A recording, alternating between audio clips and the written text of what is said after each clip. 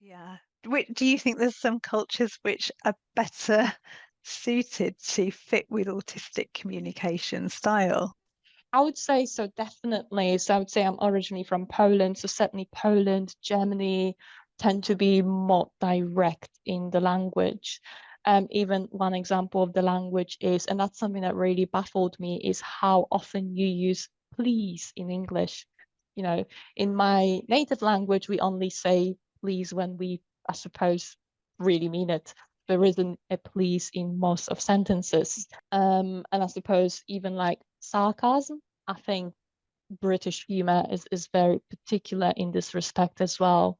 Um, I suppose haven't found in my native culture. So yeah, I think to some extent it's probably even more difficult, I suppose, to be autistic in the British society. On the other hand, maybe I get a bit of a leeway because people might say, "Oh, it's fine. Alicia doesn't get it because she hasn't grown up here." But Mm. equally, I think it still makes it more difficult. It's interesting you should say that because I honestly cannot because of my memory, which is not great.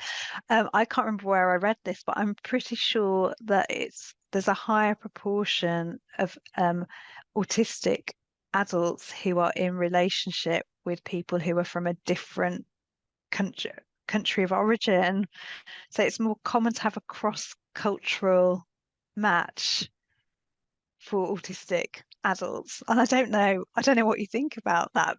My goodness, that I haven't heard of it, and I'm like, I'm so desperate for a reference. I think again, I think quite often autistic people tend to be very open-minded. Mm. So I think from that perspective, I can see that, and maybe I suppose, um, yeah, maybe there are also some common experiences, whether that's exclusion from some when it comes to certain environments or contexts. Maybe I suppose as well, if you come from a country that has a different sense of humor, then I suppose you need to be more, I don't know, maybe simplify the language that you use, or maybe also like cultural references, not just humor. Um, I suppose you do need to simplify the language. Yeah. Yeah. And I'm wondering if there's just an acceptance of there's going to be communication differences Hmm. Perhaps, because of yeah. cultural differences layered on.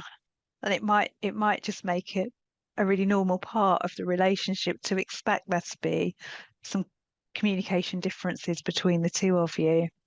Yeah, and I suppose not just differences, but that need to clarify what is Yeah. meant, right? Yeah. Yeah.